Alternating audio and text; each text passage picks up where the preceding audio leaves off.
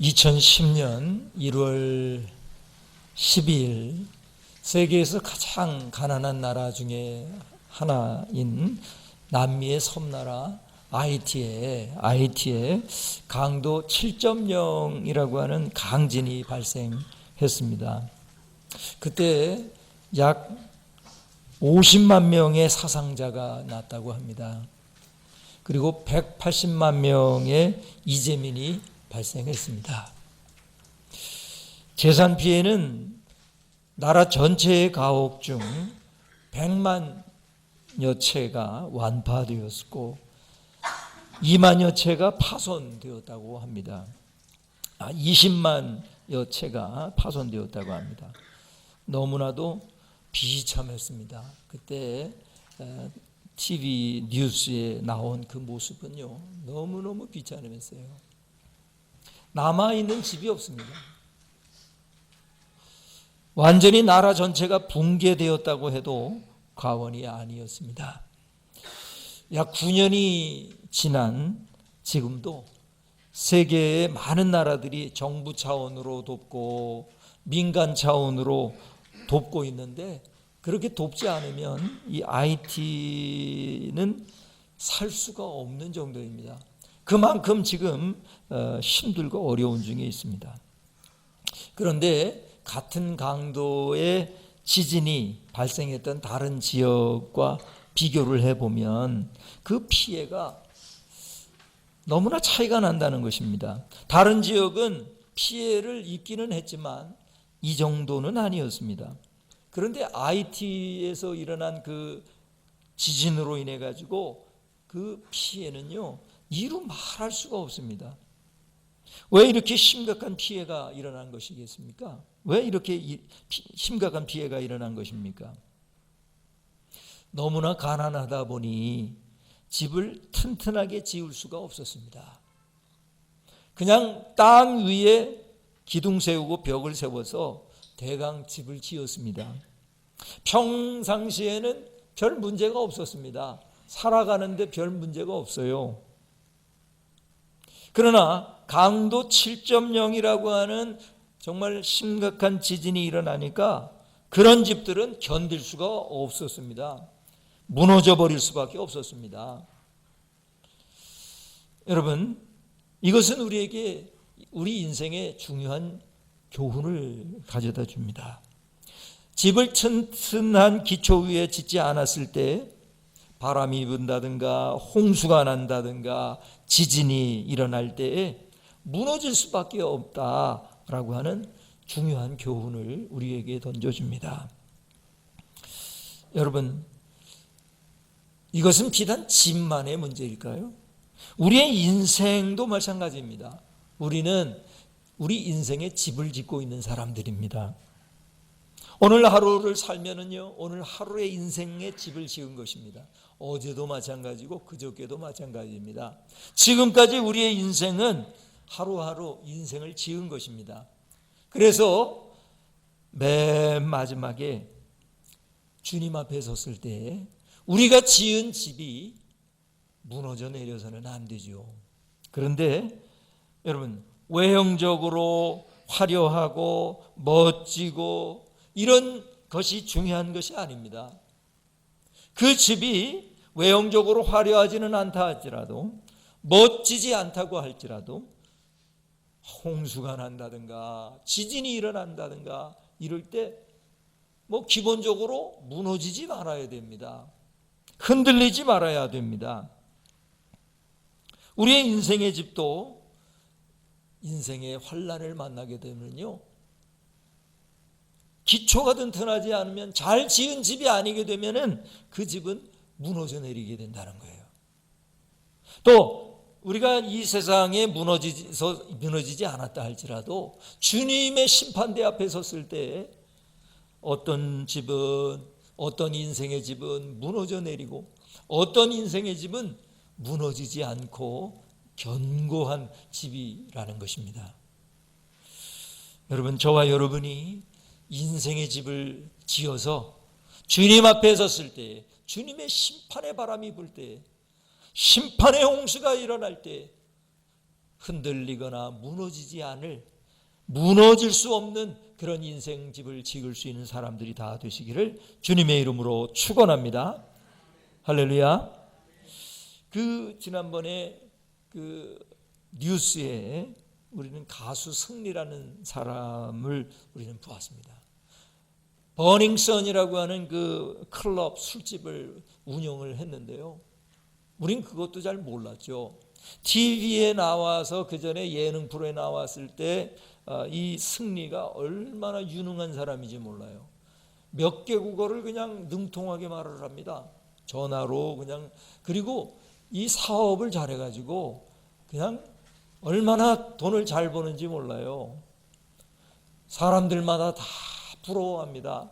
사람들마다 야, 어쩌면 저렇게 유능하냐, 어쩌면 저렇게 잘하냐, 뭐 이러면서 칭찬을 하고 부러워했습니다. 그런데 뉴스에 나오는 걸 보니까 인생 잘못 살았더라고요.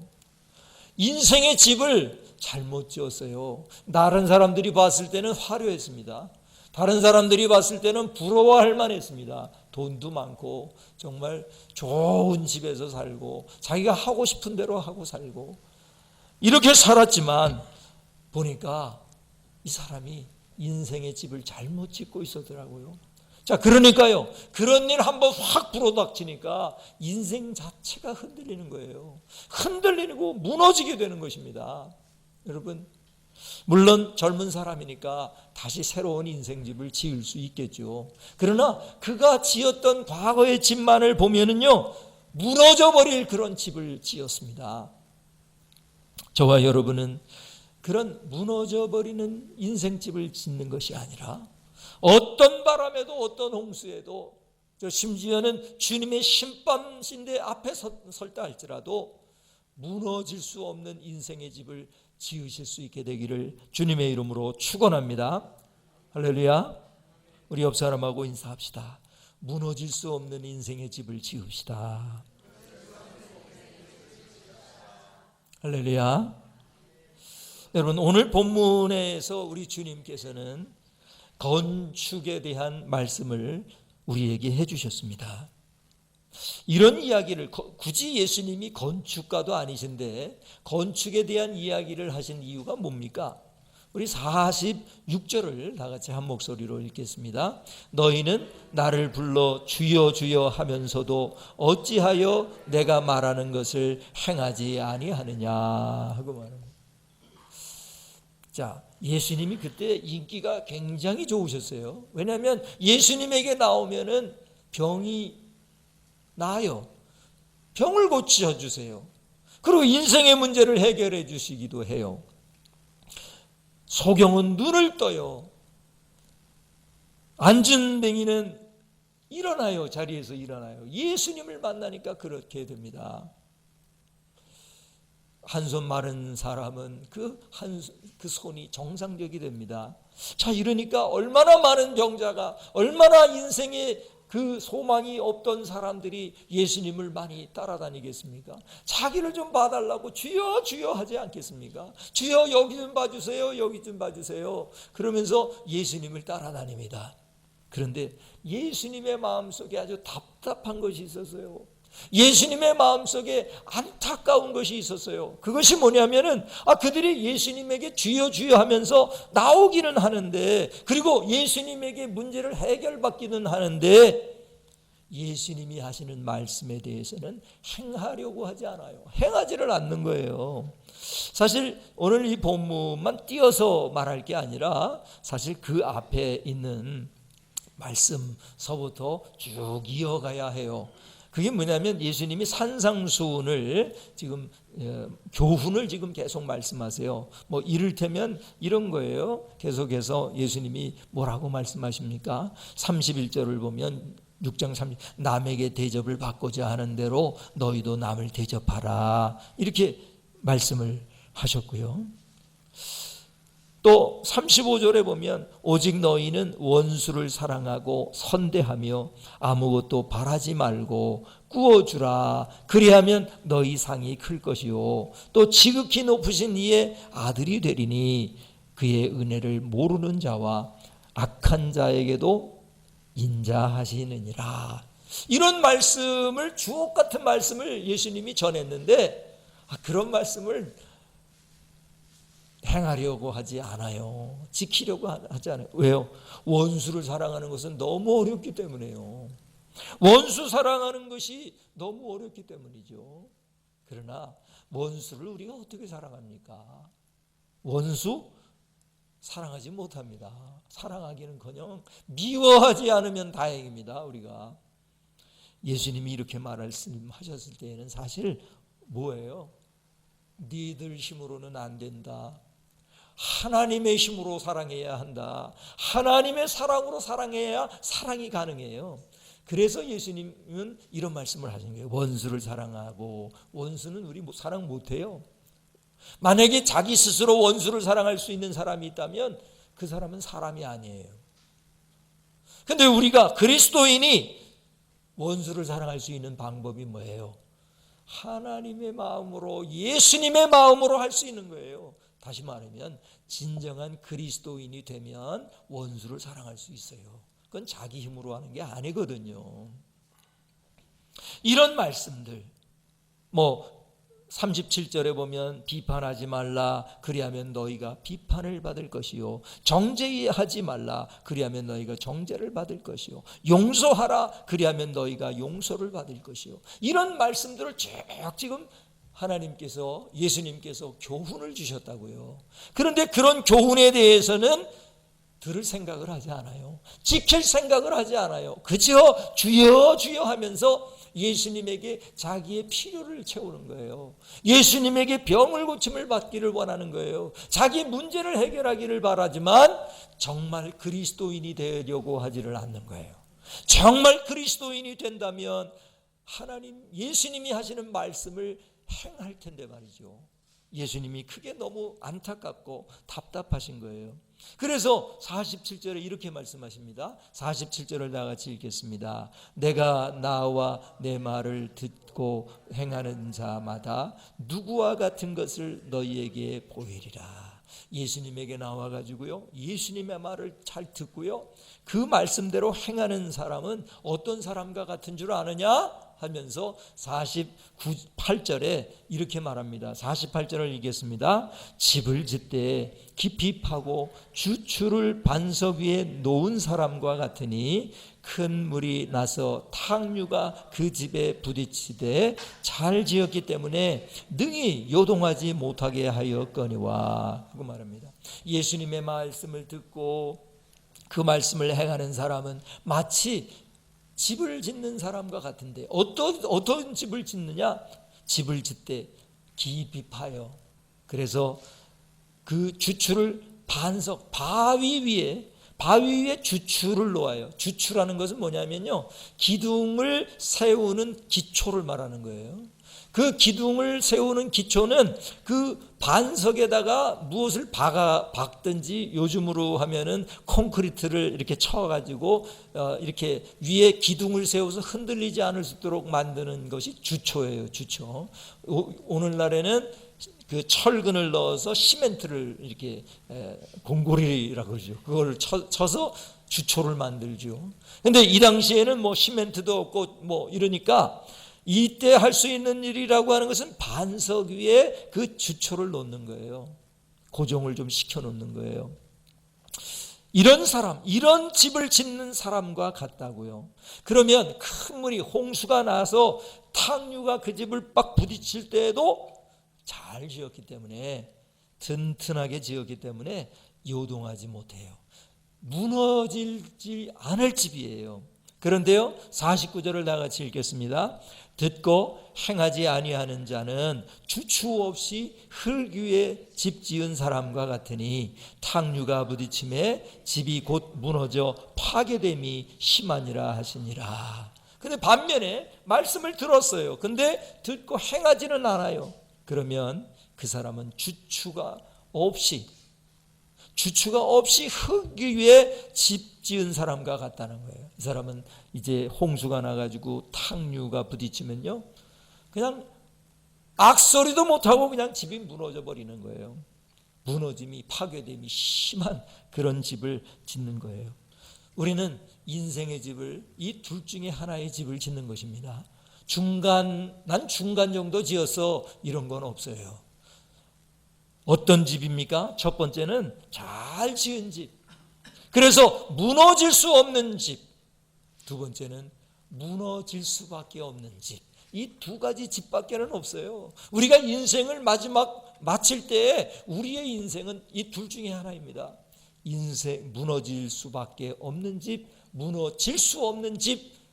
주님 앞에 섰을 때 무너질 수 없는 집은 구원을 받을 뿐만 아니라 상급까지 받을 수 있는 그런 집이에요. 그러나 무너질 수밖에 없는 집은요, 구원받을 수 없는 그런 집이란 말입니다. 저와 여러분이 주님 앞에 주여 주여 하는 것 좋아요. 그러나 그 말씀을 지켜 행할 수 있는 그러한 무너질 수 없는 인생의 집을 지을 수 있게 되기를 주님의 이름으로 축원합니다. 할렐루야. 우리들은 인생의 집을 짓고 있어요. 오늘 하루의 인생의 집을 짓는 거예요. 지금 내일도 인생의 하루 동안 인생의 집을 지어 나갈 거예요. 우리가 짓는 인생의 집은 완성되지 않았어요. 언제 완성이 되느냐 하면은 우리가 하나님 앞에 가는 그날 우리의 인생의 집은 완성될 것입니다. 어제까지 우리는 인생의 집을 지었다고요. 그런데 오늘 또 짓고 내일도 또 짓고 이렇게 인생의 집을 지었다가 주님이 이제 나에게 와라 할 때 아멘 하고 가보니까 우리의 인생에 지은 집이 무너질 수 없는 집이었단 말이에요. 그러면 얼마나 행복하겠습니까? 얼마나 좋은 일이겠습니까?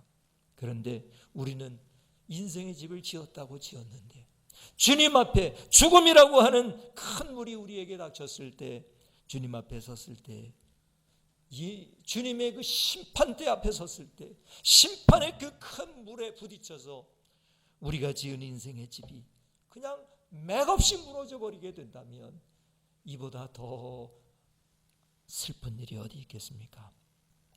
저와 여러분이 지은 인생의 집은 무너질 수 없는 그런 인생의 집이 되시기를 주님의 이름으로 축원합니다. 할렐루야. 여러분, 그러면 우리는 어떻게 이 큰 물이 왔을 때, 큰 물이 났을 때, 또 주님의 심판대에 섰을 때 무너지지 않을 인생의 집을 지을 수 있을까요? 이것이 참 중요합니다. 첫 번째로 보시면은 예수님에게 나와 말씀을 듣고 구원을 받아야 한다는 것입니다. 한번 따라합시다. 예수님께 나와 말씀을 듣고 구원을 받아야 합니다. 우리 47절 제가 초반절을 읽겠습니다. 내게 나와 내 말을 듣고, 이 말 참 중요하죠. 예수님에게 나와 예수님의 말을 들어요. 예수님의 처음 나와서 예수님께 나와서 예수님의 말을 들으면 무엇을 얻을 수 있느냐면 예수님이 우리의 구세주라는 사실을 알게 돼요. 그래서 나는 죄인이라는 사실을 알게 돼요. 그런데 그분이 나의 죄를 대신하여 십자가를 지셨고 부활하셨다는 사실을 알게 돼요. 그래서 우리의 인생을 주님 앞에 드리기 시작합니다. 주님, 그동안 저는 잘못 살았습니다. 저는 죄인이었습니다. 내 마음대로 살았습니다. 내가 내 인생의 주인이었습니다. 죄를 짓고 살았습니다. 예수님을 믿지 않았던 게 가장 큰 죄였습니다 하고 회개하고요, 예수님에게 나와서 예수님의 말씀을 듣고 복음을 이해했어요. 그리고 예수님을 영접하게 되면서 구원의 은혜를 받게 됩니다. 여러분, 이래야 무너질 수 없는 집을 지을 수가 있는 거예요. 저와 여러분이 예수님에게 나와서 말씀을 듣고 구원을 받은 성도들이 다 되시기를 주님의 이름으로 축원합니다. 근데 어떤 사람들은 예수님에게 나오지 않아요. 그러니까 예수님의 말씀도 들을 수가 없어요. 그러니까 복음을 이해할 수가 없죠. 구원받는 길을 알 수가 없어요. 그러다 보니까 자동적으로 그가 짓는 인생의 집은 홍수가 나면, 또 주님의 심판대 앞에 서면 맥없이 무너지는, 파괴되는 그런 집이 된단 말이죠.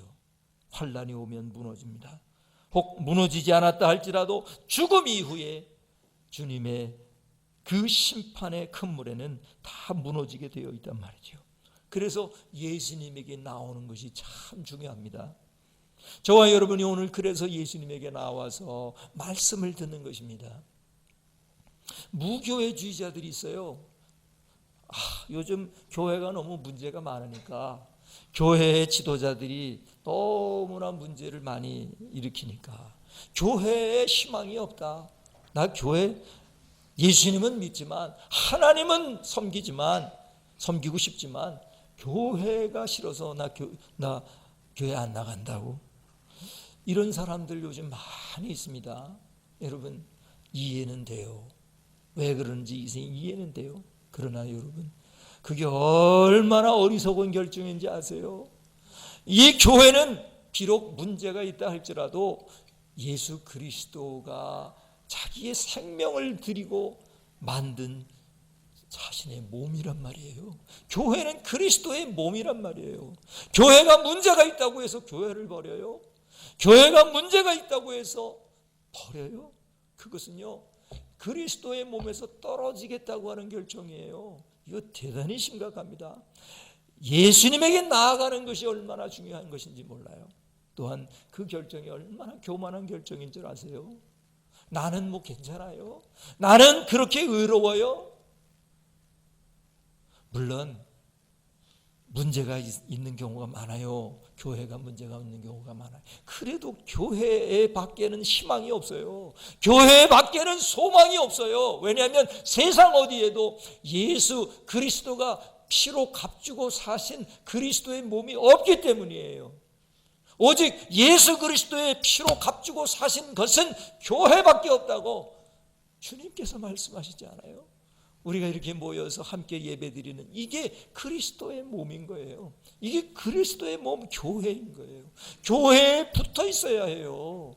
나와야 해요. 나와서 말씀을 들어야 합니다. 말씀을 듣고 구원의 은혜를 경험해야 합니다.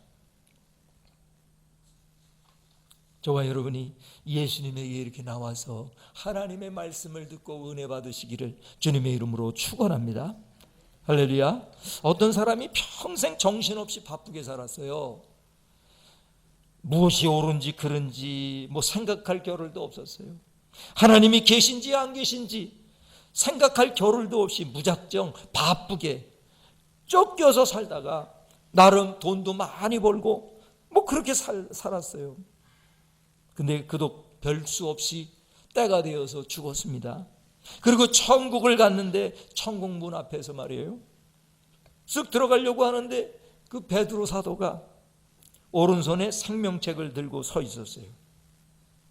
그 사람이 천국 문에 들어가려고 하니까 베드로가 당신 이름은 생명책에 없습니다. 그 사람이 제가 세상에서 살 때 얼마나 열심히 바쁘게 살았는지 아십니까? 사람들이 저를 얼마나 존경했는지 아세요? 잘 찾아보세요. 분명히 생명책에 제 이름이 있을 겁니다. 베드로가 말합니다. 예, 나도 바빠서 당신의 이름을 생명책에 기록하지 못했어 하고 이렇게 말했다고 합니다. 우스갯소리입니다만 여러분, 바빠서 주님 앞에 나갈 수 없었습니다. 바빠서 교회 나오지 않았습니다. 바빠서 말씀 못 들었습니다.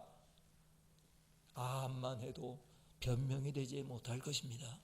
여러분, 우리가 무너지지 않은 인생의 집을 지을 수 있는 첫 번째 조건은요, 예수님에게 나와서 예수님의 말씀을 듣고 복음을 이해하고 구원받아야 그때 무너지느냐 마느냐를 물어볼 수가 있지.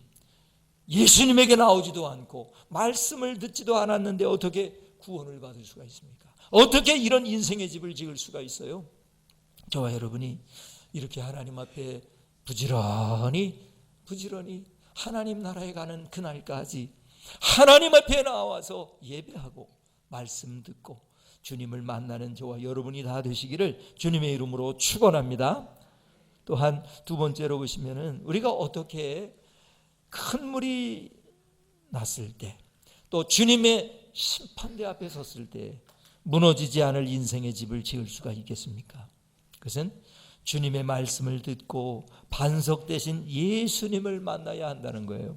한번 따라합시다. 주님의 말씀을 듣고 반석 대신 예수님을 만나야 합니다. 다시 말하면 우리 인생의 가장 기초를 예수님으로 두어야 한다는 거예요. 우리 인생의 주인을 예수님으로 모시고 살아야 한다는 거예요. 근데요, 교회 나오는 사람들도요, 상당히 많은 사람들이 그 인생의 기초를 예수님에게 두지 않아요. 자기에게 두어요. 자기 목표, 자기 생각, 자기 욕심, 이런 것들이 자기의 인생의 기초가 되지 예수님을 기초로 생각하지 않아요. 여러분, 예수님의 말씀을 잘 듣는다는 게 뭐냐면은 그 말씀 속에서 예수님을 발견하는 거예요. 말씀 속에서 예수님을 만나고 그 예수님이 내 인생의 기초가 되는 거예요. 기초가 되는 거예요. 47절 그 다음을 보시면요, 내게 나와 내 말을 듣고 그랬는데요. 그리고 48절을 보시면은요, 집을 짓되 깊이 파고 그랬어요. 깊이 파고. 여러분, 왜 깊이 파는 것이 중요한지 아세요? 그 이스라엘 사람들이 집을 지을 때 때에 따라 다른데요, 이스라엘은 계절이 2계절입니다. 우리나라는 4계절이 있죠. 봄, 여름, 가을, 겨울. 이스라엘은 2계절이 있어요. 4월부터 9월까지 건기, 비가 오지 않아요. 이때는요. 그리고 10월부터 그 다음에 3월까지를 우기. 이 2가지 계절밖에는 없습니다. 근데 4월부터 9월까지 건기 때는요, 너무 비가 오지 않아 가지고요, 그 이스라엘 땅은 좀 진흙 같은 그런 땅인데요, 바짝 말라요. 바짝 말라서 돌덩어리 같이 됩니다. 그러다가 이제 10월부터 비가 오고 이렇게 되면은 이제 무른 땅이 돼서 또 풀도 나고 나무도 자라고 또 곡식도 자라고 열매도 맺고 이렇게 되는 거거든요. 근데 건기 때에 집을 지으려고 하면은요, 이게 무슨 꽃갱이로 땅을 파려고 하면은요, 그냥 돌덩어리 같이 되어 있어가지고 흙이 파지지를 않아요. 어려워요. 누구는 뭐 깊이 파고 싶지 않아서 그럴까요? 힘드니까요. 어려우니까요. 힘들고 어려워요. 그 깊이 파는 게. 그래도 깊이 파야 돼요. 그런데요, 힘드니까, 이 땅이 이렇게 돌처럼 단단한데 무슨 일이 있겠어? 그래가지고 그 흙 위에 집을 짓게 된다는 거예요. 49절에 보면 듣고 행하지 아니하는 자는 주추 없이 흙 위에 집 지은 사람과 같으니, 이 흙 위에 집을 짓는 이유가 있다니까요. 그래도 괜찮겠다 할 만큼 돌덩어리 같아요 지금. 그러니까 깊이 안 파는 거예요. 땅이 딱딱하니까요. 그런데요, 그랬다가는 어떻게 됩니까? 10월 이후에 우기가 됐는데 그때 다른 해에 비해서 비가 많이 와버렸어요. 그럼 홍수가 나면요 어떻게 됩니까? 그 땅들이 다 물을 먹게 되고요, 물 속에 흙탕물이 가득하게 되는 거예요. 그래서 48절에 그 큰 물이 나서 탕류가 그 집에 부딪히되, 탕류라는 게 뭐냐면요, 그냥 단순한 물이 아니라 물 속에 그 흙덩이 흙입자들이 가득하기 때문에 탕류가 돼요. 보통 물이 부딪히는 거에 비하면요, 그 파괴력이 몇 배가 되는 거예요. 이 흙탕물이 되면 말이죠. 그런 물이 와서 부딪히니까 땅 위에 집 지은 그 집은 그냥 무너져 버리게 된다는 말이에요.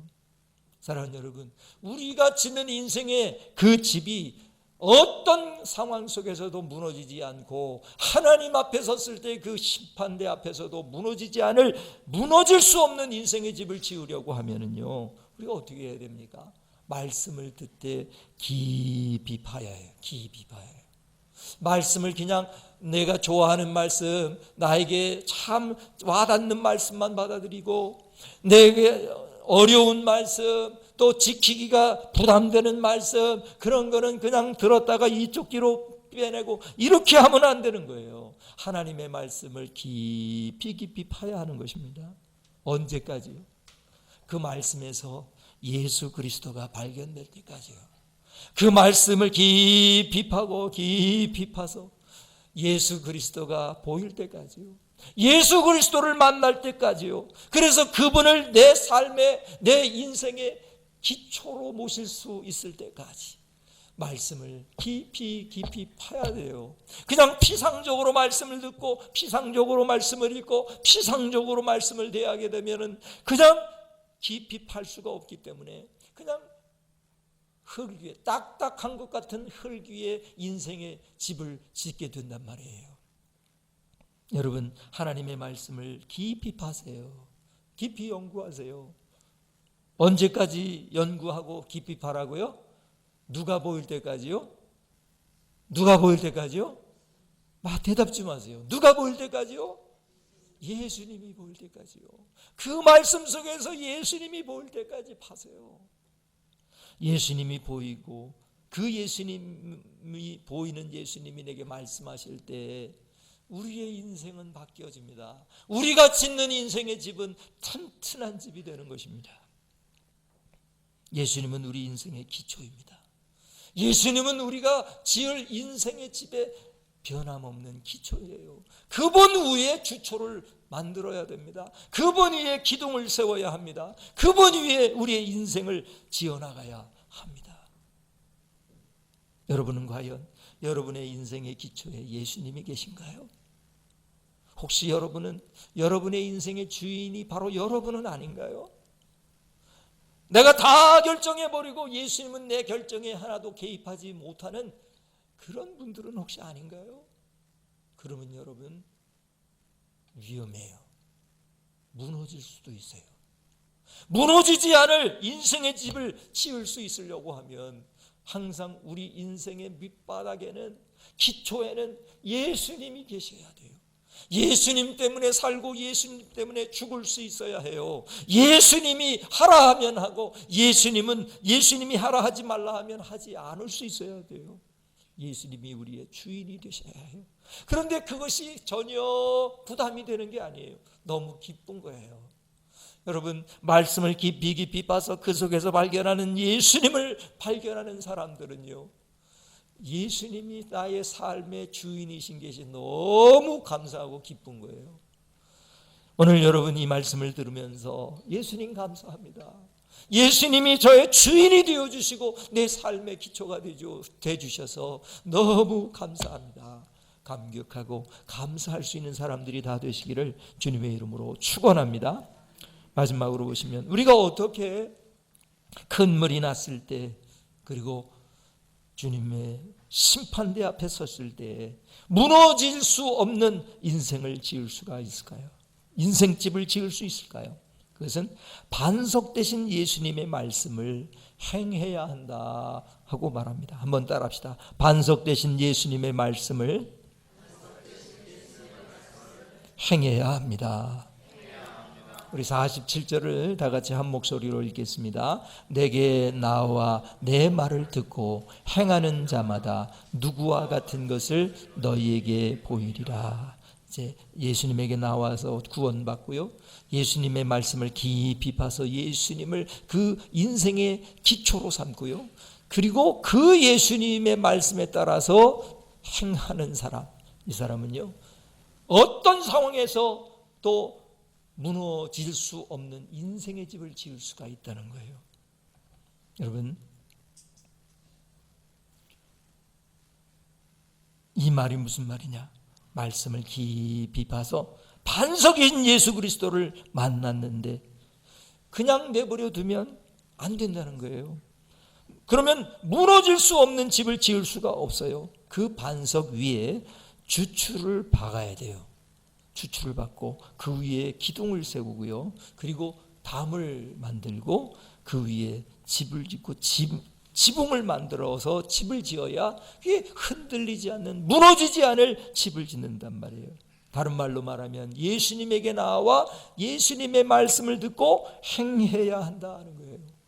여러분, 이거 어려운 일이지만 그러나 우리 인생에 무너질 수 없는 인생의 집을 짓는 유일한 길이에요. 지름길은 없어요. 우리가 주님 앞에 나왔을 때 말씀을 듣고 그걸 들은 말씀을 예수님이 우리 삶의 기초가 되시니까 그 예수님이 말씀하신 대로 행하는 것, 이 방법밖에는 없습니다. 여러분, 우리 생애 최고의 해라고 하는 유명한 영화가 있습니다.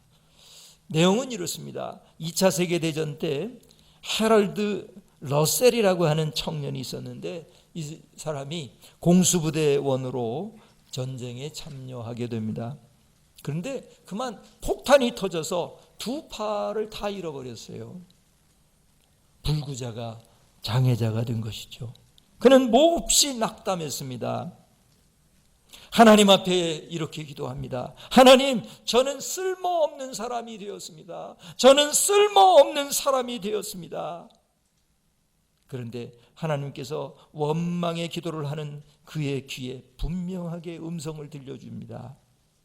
그래도 너는 잃은 것보다 얻은 것이 더 많지 않느냐, 이런 음성이 들려왔어요. 이 러셀이 가만히 생각해 보니까 그런 것 같아요. 아직 자기에게는 그 폭탄 터지는 중에도 생명을 잃지 않았고, 그리고 두 눈이 아직도 있고, 두 다리가 아직도 있고, 두 귀가 있고, 정말 잃은 것보다 얻은 것이 더 많은 거예요. 그래서 그는 그 음성을 듣고는, 그 말씀을 듣고는 생각을 바꾸기 시작합니다. 그리고 의사에게 부탁을 해서 의수를 만들어 달라고 합니다. 의수를 만들어 가지고 난 다음부터는 열심히 타이프 치는 연습을 하게 돼요. 그리고 자기가 지내왔던 그 생활을 글로 잘 정리해서 책으로 냅니다. 그것이 일약 베스트셀러가 되었는데 그것이 바로 우리 생애 최고의 해라는 작품이었습니다. 그는 이것을 직접 주연 배우로 나와서 감독까지 겸해서 영화까지 만들었습니다. 그래서 수많은 사람들이 그것을 보고 감동을 받았습니다. 여러분,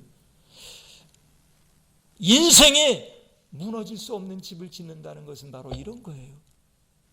비록 내게 불행한 일이 혹 있었다 할지라도, 어떤 일이 있었다 할지라도 내게 들려주시는 하나님의 음성을 듣고, 하나님의 말씀을 듣고, 주님의 말씀을 듣고, 그 말씀을 내 마음판에 기초로 삼고 그 말씀을 실천하게 될 때, 그때 우리는 주님 앞에 설 때에도 무너질 수 없는 인생의 집을 지을 수 있는 것입니다.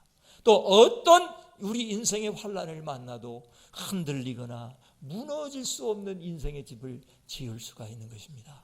저와 여러분이 그런 집 다 지으실 수 있게 되기를 주님의 이름으로 축원합니다. 기도하시겠습니다. 오 하나님 아버지, 참 감사합니다. 우리도 어느 날 주님의 부르심을 받게 되면 주님의 심판대 앞에 설 것입니다. 또 우리가 인생을 살다가 보면 많은 일들이 있을 것입니다. 환난도 있고 기쁨도 있을 것입니다.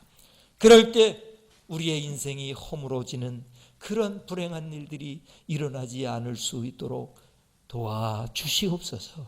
하나님, 우리가 하나님 앞에 섰을 때라도 무너질 수 없는 인생을 짓는 그런 유일한 길은 바로 주님 앞에 나와 말씀을 듣고 구원을 받는 것이라고 말씀하셨고, 또한 말씀을 깊이 듣고 깊이 파서 그 속에서 계시는 예수님을 만나고 예수님을 우리 인생의 기초로 삼고 우리의 기초가 되시는, 반석이 되시는 예수님의 말씀을 듣고 그 말씀을 실천하고 행하는 사람이 되어서 어떠한 환난에도 무너지지 않을 인생집을 짓게 하시고, 하나님의 심판대 앞에 섰을 때에도 무너질 수 없는 인생의 튼튼한 집 지을 수 있도록 역사해 주시옵소서. 하나님, 우리의 힘으로는 도저히 불가능합니다. 오직 하나님의 능력으로만 가능합니다. 이런 집 우리가 지을 수 있도록 역사하여 주시옵소서. 이 모든 말씀 예수님의 이름으로 간절히 기도드리옵나이다. 아멘.